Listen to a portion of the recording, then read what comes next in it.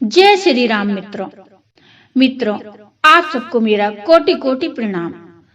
मित्रों, पिछले अंक में मंगलाचरण गुरु वंदना का आप सभी ने अनुसरण किया है। आइए आगे बढ़ते हैं। अब आता है ब्राह्मण संत वंदना। बंदु प्रथम महीसुर चरना, मोह जनित संशय सब हरना। सुजन समाज सकल गुण खानी, करऊं प्रणाम सप्रेम सुबानी। भावार्थ, पहले पृथ्वी के देवता ब्राह्मणों के चरणों की वंदना करता हूँ, जो अज्ञान से उत्पन्न सब संदेहों को हरने वाले हैं। फिर सब गुणों की खान संत समाज को प्रेम सहित सुंदर वाणी से प्रणाम करता हूँ। साधु चरित शुभ चरित कपासु, निरस विशद गुणमय फल जासु।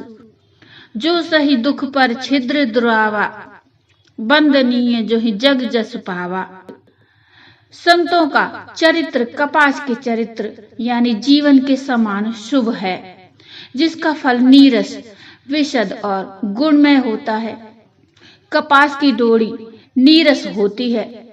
संत चरित्र में भी विषयाशक्ति नहीं है, इससे वह भी नीरस है। कपास उज्जवल होता है, संत का हृदय भी अज्ञान और पाप रूपी अंधकार से रहित होता है, इसलिए वह विशद है।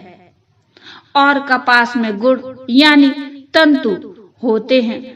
इसी प्रकार संत का चरित्र भी सद्गुणों का भंडार होता है, इसलिए वह गुणमय है। जैसे कपास का धागा सुई के किए हुए छेद को अपना तन देकर ढक देता है। कपास जैसे लोड़े जाने, काटे जाने और बुने जाने का कष्ट सहकर भी वस्त्र के रूप में परिणत होकर दूसरों के गोपनीय स्थानों को ढकता है, उसी प्रकार संत स्वयं दुख सहकर दूसरों के छिद्रों यानी दोषों को ढकता है, जिसके कारण उसने जगत में वंदनीय यश प्राप्त किया। आगे गोस्वामी तुलसीदास जी लिखते हैं, मुद मंगलमय संत समाजु, जो जग जंगम तीरथ राजू। राम भक्ति जहां सुरसरी धारा, सरसई ब्रह्म विचार प्रचारा। संतों का समाज आनंद और कल्याणमय है, जो जगत में चलता फिरता तीर्थराज यानी प्रयाग है। जहां उस संत समाज रूपी प्रयागराज में राम भक्ति रूपी गंगा जी की धारा है और ब्रह्म विचार का प्रचार सरस्वती जी हैं। विधि निषेध में कलिमल हरिणी, करम कथा रवि नंदिनी वरिणी। हरिहर कथा विराजत बेनी, सुनत सकल मुद मंगल देनी।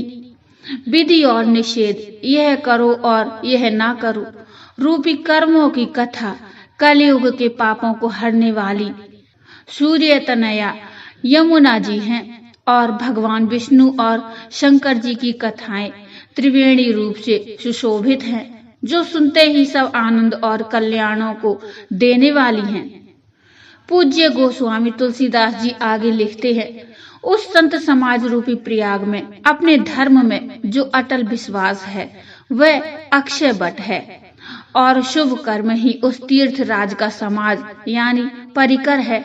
वह संत समाज रूपी प्रयागराज सब देशों में सब समय सभी को सहज ही में प्राप्त हो सकता है और आदर पूर्वक सेवन करने से क्लेशों को नष्ट करने वाला है। वह तीर्थराज अलौकिक और अकथनीय है एवं तत्काल फल देने वाला है। उसका प्रभाव प्रत्यक्ष है। आगे दोहा आता है, सुनि समुझाई जन मुदित, मन मज्जहि अति अनुरागा। लहै चारि फल अछत तनु, साधु समाज प्रयागा। जो मनुष्य इस संत समाज रूपी तीर्थ राज का प्रभाव प्रसन्न मन से सुनते और समझते हैं और फिर अत्यंत प्रेम पूर्वक इसमें गोते लगाते हैं, वे शरीर के रहते ही धर्म अर्थ काम मोक्ष चारों फल पा जाते हैं। अब चौपाई आती है, मज्जन फल पोखिय तत्काला, काक होई पिक बकऊ मराला। सुनि आचरज करे जानि कोई, सतसंगति महिमा नहीं कोई। इस तीर्थराज में स्नान का फल तत्काल ऐसा देखने में आता है कि कौवे कोयल बन जाते हैं और बगुले हंस। यह सुनकर कोई आश्चर्य ना करे, क्योंकि सत्संग की महिमा छिपी नहीं है। वाल्मीकि नारद घट जोनी, निज निज मुखनि कहीं निज होनी। जलचर थलचर नभचर नाना, जय जड़ चैतन जीव जहाना। वाल्मीकि जी, नारद जी और अगस्त्य जी ने अपने अपने मुखों से अपनी होनी यानी जीवन का वृत्तांत कही है। जल में रहने वाले, जमीन पर रहने वाले और आकाश में विचरने वाले नाना प्रकार के जड़ चेतन जितने जीव इस जगत में हैं, मति कीरति गति भूति भलाई, जब जो ही जतन जहां जेहि पाई। सो जानब सत्संग प्रभाऊ, लोकहु वेद न आन उपाऊ।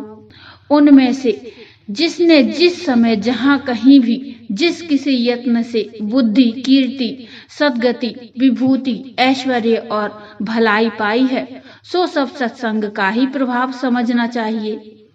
वेदों में और लोक में इनकी प्राप्ति का दूसरा कोई उपाय नहीं है। बिनु सत्संग विवेक न होई, राम कृपा बिनु सुलभ न सोई। सत्संग मुद मंगल मूला, सोई फल सिद्धि सब साधन फूला। सत्संग के बिना विवेक नहीं होता और श्री राम जी की कृपा के बिना वह सत्संग सहज में मिलता नहीं। सत्संगति आनंद और कल्याण की जड़ है। सत्संग की सिद्धि प्राप्ति ही फल है और सब साधन तो फूल हैं। पूज्य गोस्वामी तुलसीदास जी आगे लिखते हैं, सठ सुधरहि सत्संगति पाई, पारस परस कुधात सुराही। विधि बस सुजन कुसंगत परहि, फनि मनि सम निज गुण अनुसरहि। दुष्ट भी सत्संगति पाकर सुधर जाते हैं। जैसे पारस के स्पर्श से लोहा सुहावना हो जाता है, सुंदर सोना बन जाता है। किंतु देव योग से यदि कभी सज्जन कुसंगति में पड़ जाते हैं, तो वे वहां भी सांप की मणि के समान अपने गुणों का ही अनुसरण करते हैं। अर्थात जिस प्रकार सांप का संसर्ग पाकर भी मणि उसके विष को ग्रहण नहीं करती तथा अपने सहज गुण प्रकाश को नहीं छोड़ती, उसी प्रकार साधु पुरुष दुष्टों के संग में रहकर भी दूसरों को प्रकाश ही देते हैं। दुष्टों का उन पर कोई प्रभाव नहीं पड़ता। विधि हरिहर कवि को विद्वानी, कहत साधु महिमा सकुचानी। सो मोसन कहीं जात न कैसे, साक बनिक मनि गुण गण जैसे। ब्रह्मा, विष्णु, शिव, कवि और पंडितों की वाणी भी संत महिमा का वर्णन करने में सकुचाती है। वह मुझसे किस प्रकार नहीं कही जाती। जैसे साग तरकारी बेचने वाले से मड़ियों के गुण समूह नहीं कहे जा सकते। अब दोहा आता है, बंदौ संत समान चित, हित अनहित नहीं कोई। अंजलिगत शुभ सुमन जिमि, सम सुगंध कर दोई। मैं संतों को प्रणाम करता हूँ जिनके चित्त में समता है, जिनका न कोई मित्र है न कोई शत्रु। जैसे अंजलि में रखे हुए सुंदर फूल, जिस हाथ ने फूलों को तोड़ा और जिसने उनको रखा, उन दोनों ही हाथों को समान रूप से सुगंधित करते हैं। वैसे ही संत शत्रु और मित्र दोनों का ही समान रूप से कल्याण करते हैं। संत सरल चित जगत हित, जानि सुभाव सनेहु। बाल विनय सुनि करी कृपा, रामचरण रति देहु। संत सरल हृदय और जगत के हितकारी होते हैं। उनके ऐसे स्वभाव और स्नेह को जानकर मैं विनय करता हूँ। मेरी इस बाल विनय को सुनकर कृपा करके श्री राम जी के चरणों में मुझे प्रीति दें। मित्रों, इससे आगे का प्रसंग हम अगली वीडियो में लेकर आएंगे। मित्रों, ये रामचरित का पाठ आपको कैसा लग रहा है, मुझे कमेंट में बताइए। कमेंट में जय श्री राम की हाजिरी अवश्य लगाइए। प्रसंग अच्छा लगा हो तो लाइक करिए और चैनल को सब्सक्राइब कर लीजिए। मिलते हैं इससे आगे का प्रसंग लेकर, तब तक के लिए जय श्री राम।